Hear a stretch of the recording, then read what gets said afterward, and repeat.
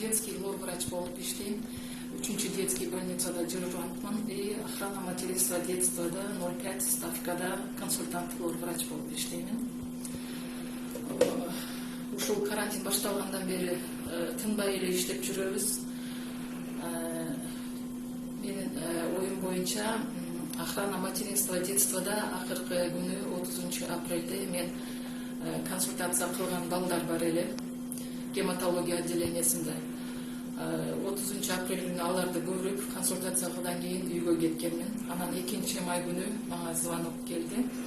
Эже сиз контактна болуп калыптырсыз ковид менен, то есть мен көргөн балдардан ковид анализи положительный, алар инфекционный больницага түшүп калган экен. Анан бизде контактная деп анализ тапшырганды чогултушкан.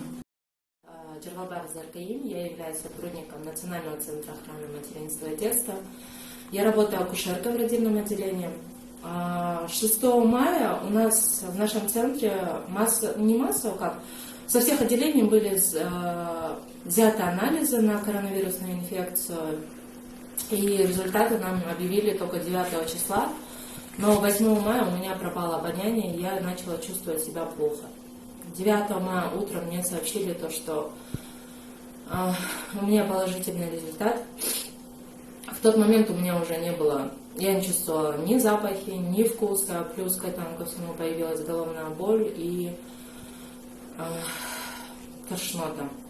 И 9 мая меня госпитализировали в инфекционную больницу, в 9 отделение. Если говорить, где именно я заразилась, то заразилась я только могла на работе, потому что